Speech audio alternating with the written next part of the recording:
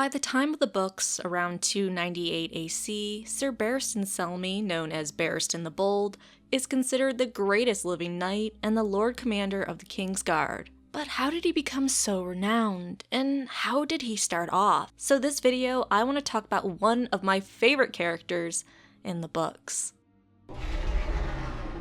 Barristan, a boy with pale blue eyes and blonde hair, was the firstborn son of Sir Lionel Selmy, the Knight of Harvest Hall, in 236 or 237 AC, during the troubled reign of Aegon V Targaryen. Their house sigil consisted of 3 stalks of yellow wheat on brown. His home, called Harvest Hall, sat in the Dornish Marches in the Stormlands.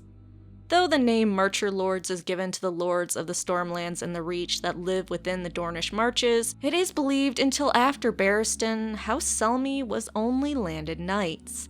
This meant while they could have a keep, land, peasants, men-at-arms, and sworn swords, they did not have the authority to deliver justice in their land, the right of pit and gallows. Instead, they had to come to their liege lord, and they are sworn to fight for the lord who holds ownership over their land. While some landed knights could certainly have more wealth than the poorest lords, they always had less prestige and would always be outranked by the lords at tourneys and feasts. As his father was the head of House Selmy and Barristan was his firstborn son, he was the heir to Harvest Hall. But from the moment Barristan took a sword in his hand, he dreamed of being a Kingsguard, and this desire would fuel the boy on. In his youth, he squired for Lord Manfred Swan, and at the age of 10 years old, he decided it was time to compete in a tourney. Taking borrowed armor, he competed as a mystery knight in the tourney at Blackhaven. Obviously very small appearing, he was only 10 years old, others laughed at the boy who wanted to compete, and no one would joust against him. Except for one man. Prince Duncan Targaryen, son of King Aegon V, took pity on the poor boy and competed against him. Though Prince Duncan defeated the boy, he gave him his epithet he would carry for the rest of his life, the Bold. So from that day forth, Barristan became known as Barristan the Bold. The boy continued to grow at Harvest Hall, sometimes playing a game with his cousins where they'd spin a bottle and the spinner would kiss the person it pointed to, and practicing his sword skills. Though he was never a religious boy, nor would he grow to be a pious man, he did pray from time to time. He also wasn't very interested in books either. Even in old age, no one would ever consider Barristan very cunning. The guy was just much more interested in his sword skills and his dream of becoming a White Cloak, especially after the tourney at Blackhaven and his interaction with Prince Duncan. And Barristan the Bold wasn't done with tournaments or Prince Duncan by a long shot. 6 years later, he decided to compete again as a mystery knight at the age of 16. This occurred at the winter tourney at King's Landing, and he was said to have performed amazing feats of prowess, defeating Prince Duncan and Sir Duncan the Tall, the Lord Commander of the Kingsguard. He was so impressive, I mean, come on, he unhorsed Sir Duncan the Tall. King Aegon V knighted him. When King Aegon V laid his sword on Barristan's shoulder, it felt as light as a maiden's kiss to him, and as the boy said his knightly vows, the words caught in his throat, he was so overjoyed. At the feast that night, he ate wild boar ribs that were prepared with dragon peppers, the Dornish way. And if you know the Dornish, they like everything very hot. The ribs were so hot, his entire mouth burned. 5 decades later, he would remember that day, becoming a knight, and the taste of those super hot ribs burning his mouth. But this was only the beginning of his success as a knight. When Jaehaerys, later to be King Jaehaerys Targaryen II, commanded for his son and daughter to wed after a woods witch told him the prince that was promised would be born of their line, Barristan attended the wedding of Aerys and Rhaella. It was well known that there was no fondness between the future King Aerys II and his sister wife Rhaella. Even Barristan would note that when he saw them wed. He believed the realm paid dearly for the dislike between those two. In 259 AC, the tragedy of Summerhall occurred, killing Aegon V among many others. His son, Jaehaerys II, came to the throne and, unfortunately, had to deal with war almost immediately. A band of 9 consisting of mercenaries, pirates, merchants, and most importantly, Maelys Blackfyre, known as Maelys the Monstrous, came together to achieve their own kingdoms. The Band of 9 meant to conquer the 7 kingdoms for Maelys, who felt as a descendant of Daemon Blackfyre, he deserved the throne. And I've gone over the Blackfyre rebellions a lot in other videos, so you can always watch those if you want to learn more about the causes and each one. What's important for this video is that in 260 AC, King Jaehaerys II saw the threat to the 7 kingdoms was finally enough, and he sent a large host to the Stepstones to stop the Ninepenny Kings. This began the 5th, and so far final, Blackfyre Rebellion, known as the War of the Ninepenny Kings. While many brave men fought during this war and distinguished themselves, among them Tywin and Kevan Lannister, Aerys Targaryen, the future Mad King, and Brynden Tully, it was Barristan Selmy, about 23 years old at the time, who ended the war. Cutting through the Golden Company and leaving a bloody path in his wake, he met Maelys in single combat, and the Bold slew Maelys the Monstrous, the last of the Blackfyre pretenders that we know of. The war had been won with a stroke of Barristan's sword, and songs would be sung about his victory. And we can't be positive when it happened, but Barristan did admit he fouled his pants the first time he was in battle. Was this the War of the Ninepenny Kings when he soiled himself? Maybe. Can't know for certain. Barristan has also seen whole armies destroyed by the Bloody Flux, but don't have exact dates for that either. But there are other dates and relations to Barristan that are also very unclear, such as him being reported to have defeated Cedric Storm, the bastard of Bronzegate, and Lormel Longlance. When or where did these events happen? I'd say who knows, but I know who knows. Oh well. For his hand in ending the 5th Blackfyre Rebellion, the man finally completed his dream and became a member of the Kingsguard at 23 years old. Before Lord Commander Sir Gerald Hightower, he swore his vows, and Jaehaerys II gave him his white cloak. In doing so, Barristan gave up his inheritance, Harvest Hall, the girl he was supposed to marry, who then ended up marrying his cousin in his place, as he no longer had any need for sons or lands.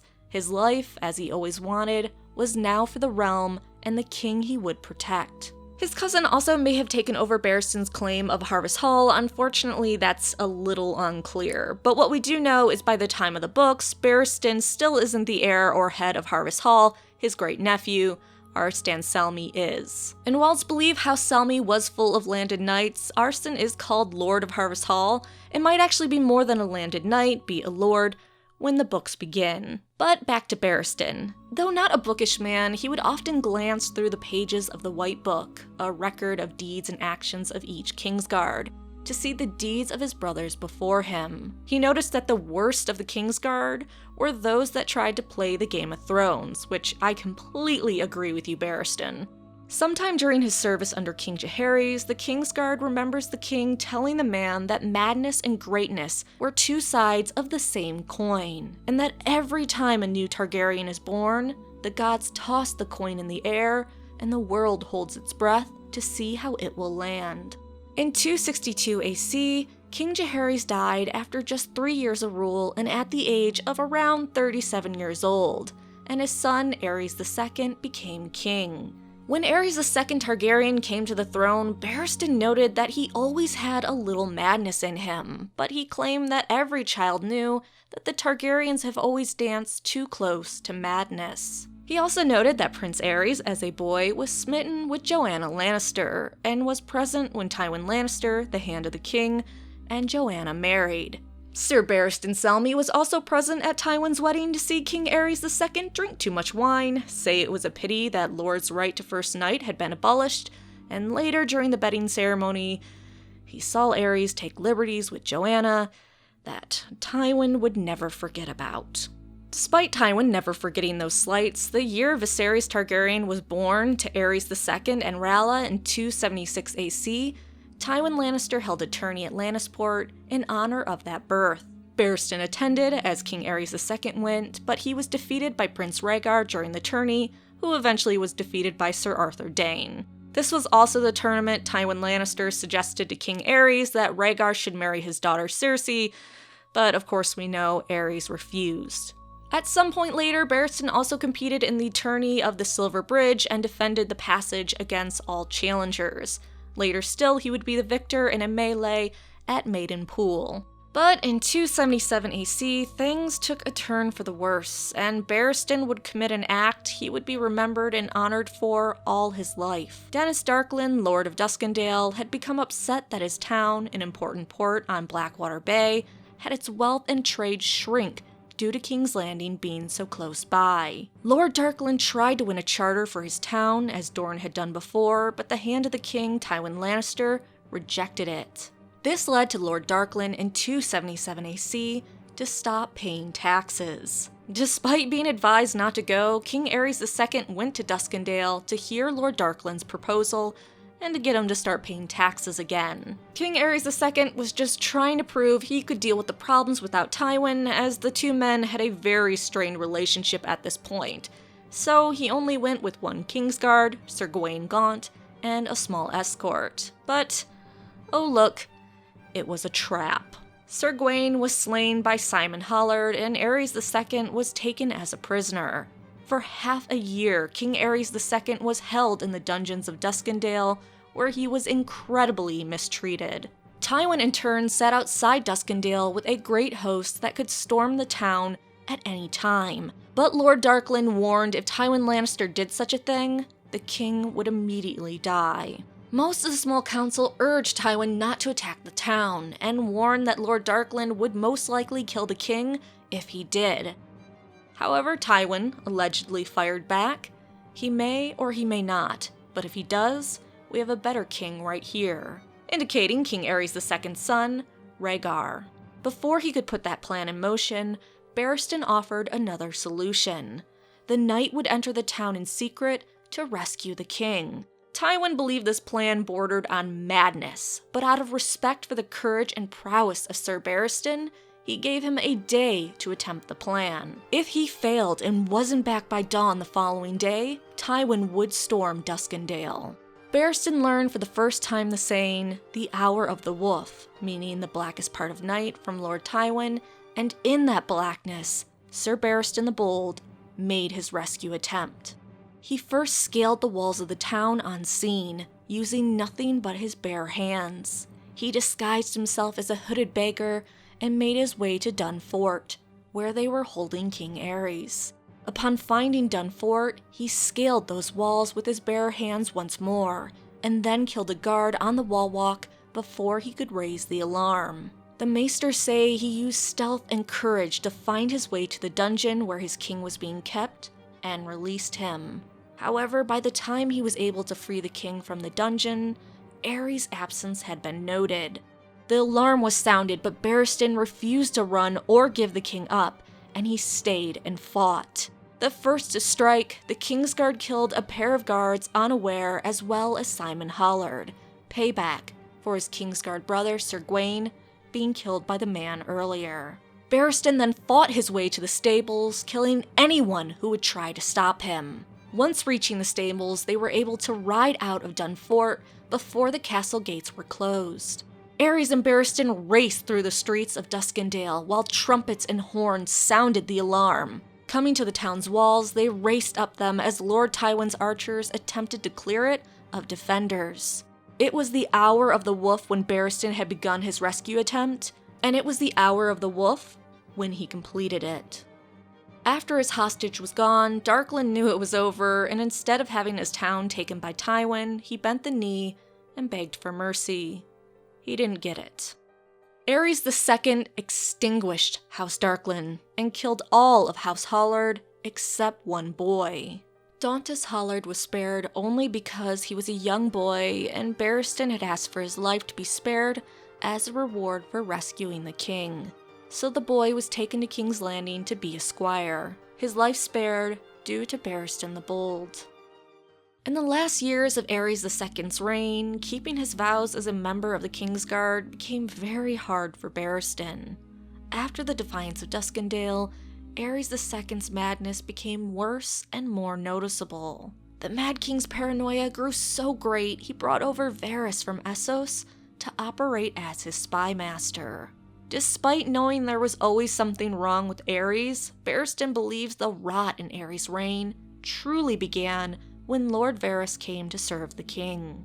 And worse did Aerys' reign get. Barristan saw and heard his madness, but he would simply stand there, doing nothing against King Aerys. Barristan knew the first duty of the Kingsguard was to defend the king they served from threats and any harm. They were charged with keeping the king's secrets, obeying all his commands, giving him counsel when requested, and keeping silent when it wasn't, to defend his name, his honor, and serve his pleasure. So as Sir Barristan watched others being harmed unjustly by the Mad King, Barristan stood by and let it happen. He even stood by when Aerys brutally hurt his own wife and raped her. He knew that even if Aerys II had told all the Kingsguard to defend his wife, they knew they were not to protect her from her own husband. So they let the abuse happen. But on a lighter note, even Kingsguard get to have fun and compete, and Barristan went to many tourneys. An tourney at Storm's End hosted by Lord Steffon Baratheon, Robert Baratheon's father. Before his death in 278 AC, Barristan remembers seeing Prince Rhaegar ride brilliantly. Between 278 AC and 281 AC, Barristan competed in the Old Town tourney and defeated and unmasked the Mystery Knight Black Shield, who was really the bastard of the Uplands. We don't know Black Shield's real name, but that he was probably a bastard in the Reach, where the tourney was held. Later, he would attend another tourney at Storm's End, where Barristan was the sole champion after unhorsing Robert Baratheon, Prince Oberyn Martell, Lord Jon Cunnington, Lord Jason Mallister, Prince Rhaegar Targaryen, and Lord Leighton Hightower. Sadly, as Barristan would age, he would begin to confuse the tourneys, who competed, when, and where. In 280 AC, Barristan was present during the lavish wedding of Prince Rhaegar Targaryen and Ilya Martell at the Grand Sept of Baelor in King's Landing. Barristan knew that while the Princess Ilya had a gentle heart, sweet wit, and was a good woman, kind and clever, that Prince Rhaegar was fond of Ilya, but not so much in love. But their marriage did seem much happier than Rhaegar's parents. Around 281 AC, the Kingswood Brotherhood became a problem for the realm. They were an outlaw organization that operated out of the Kingswood, hence Kingswood Brotherhood, and they had gained attention from their kidnapping of several nobles and evading capture, which was made harder as the small folk of the Kingswood were actually sheltering them. Having had enough of the Brotherhood, King Aerys II decided they were a nuisance that needed to be handled and sent a royal force. Notably in the royal force was Sir Arthur Dayne and Sir Barristan Selmy, but Lord Crackhall was also there and he brought two of his squires, one being Jaime Lannister. After Arthur Dayne convinced the small folk to stop aiding the Brotherhood, the royal forces were able to find them and defeat them. While Sir Arthur Dayne killed the Smiling Knight, Barristan Selmy killed Simon Toyne, and through Barristan's actions, he rescued Lady Jane Swan and her septa. After that, tension, which was already bad, became worse in 282 AC. During the year of the False Spring, the tourney of Harrenhal was announced shortly after the Kingsguard Sir Oswell Went's brother visited him at King's Landing. Barristan thinks back sadly to this, believing that Prince Rhaegar hadn't trusted him with the same information he gave to other Kingsguards, such as Arthur Dayne, and that they had planned something with Oswell's brother's visit without him. Varys was also certain something was going on and began to convince the king that Rhaegar was plotting against him, and that the tourney of Harrenhal was where he meant to hold this meeting. Varys' whispering finally succeeded, and Aerys II announced he would accompany his son Rhaegar to the tourney. Aerys believed that if he was there, how could they plot against him? So they traveled to Harrenhal for the 10-day event. During the opening ceremony, Lord Commander Gerald Hightower made Jaime Lannister a member of the Kingsguard at the command of King Aerys II. This is something Barristan wasn't really happy with. He considered Jaime too young and untried, not worthy of the White Cloak, which Jaime was the youngest knight in history to ever become part of their order, so maybe there was some or a lot of truth in that. But the tourney began with the competition lasting for 7 days. In the final tilt of the jousting event, Prince Rhaegar defeated Barristan and became the tourney champion over the Kingsguard. Upon winning, the prince crowned Lyanna Stark the Queen of Love and Beauty. much to the displeasure of many at the tourney. Barristan often looks back on this tourney in sadness, wishing he had been a better knight, believing if he had unhorsed the prince in that last tilt, as he had unhorsed so many others, he could have chosen the Queen of Love and Beauty, not Rhaegar. An event he believes set war and woe in action. Barristan believed that if he had won, he would have crowned Ilya Martell's companion, a young maiden new at court named Ashara Dane, a woman he secretly loved. Even in his old age, Barristan could still recall Ashara Dane's beauty. He could still see her long dark hair, her haunting purple eyes, her smile, and hear her laughter. He would always regret never telling her that he loved her, and would wonder if he had crowned Ashara the Queen of Love and Beauty. Would she have looked to him? Despite knowing it wouldn't do them any good, he was a Kingsguard, he had his vows, he couldn't help but think that if he had won and crowned her, she would have avoided the person that, allegedly, dishonored her at the tourney, which he believes led to her becoming pregnant, having a stillborn child, and jumping from the tower in grief afterwards. This failure haunted him the most his entire life. Whether the crowning of Ashara instead of Lyanna Stark could have avoided the rebellion, we'll never know. In 282 AC, Rhaegar abducted Lyanna and set a chain of events in motion that began Robert's rebellion. Being a Kingsguard of Aerys II, Barristan fought on the crown's side. I've also covered Robert's rebellion in many videos, but again for this video, I'll stay with what is relevant for Barristan. When Jon Cunnington was defeated at the Battle of the Bells, Aerys sent two of his Kingsguards, Barristan and Darry, to rally what was left of Cunnington's men to meet Robert Baratheon and Ned Stark in battle. They then joined up with Rhaegar Targaryen, who had finally turned up from the south and gathered together forces, and Lewin Martell, who commanded 10,000 Dornish men. Together they met Robert Baratheon and the rebel forces on the Trident. At the Battle of the Trident, Barristan fought bravely and well beside his sworn brothers and Prince Rhaegar. He cut down a dozen good men that were both Ned Stark and Robert Baratheon's friends. But the battle ended with Robert Baratheon cutting down Rhaegar Targaryen and the Crown's forces losing. And at the end of the battle, Barristan was in rough shape. During the fighting, he took wounds from arrow, spear, and sword, and at the end of it, he was near death. When he was brought before Robert and Ned, not everyone wanted to spare the man, as he was a Targaryen loyalist. Roose Bolton tried to get the men to cut his throat, but Robert Baratheon instead said, "I will not kill a man for loyalty, nor for fighting well." Robert ordered for the man to be kept alive, and sent for his own maester to tend to Barristan. After Robert Baratheon was made king, Barristan accepted a full pardon from Robert and became his new Lord Commander of the Kingsguard. Something some question, but Barristan took the position for many reasons. His king was dead, and Prince Viserys was only a boy who was years away from being fit to rule. And even so, Barristan had seen even as a child, Viserys was his father's son in all the ways Rhaegar wasn't. He feared Viserys would be a Mad King 2.0. As well, Robert was a good knight, honorable and brave, sparing his life and many others. Some might also say that Barristan needs a king to guard, and that he loved his honor, and so he took the position and kept his white cloak. All wasn't peachy with the Kingsguard though. After Aerys II was killed by Jaime Lannister, Barristan's disapproval of Jaime became even stronger. He would tell people that the Kingslayer should exchange his white cloak for a black cloak.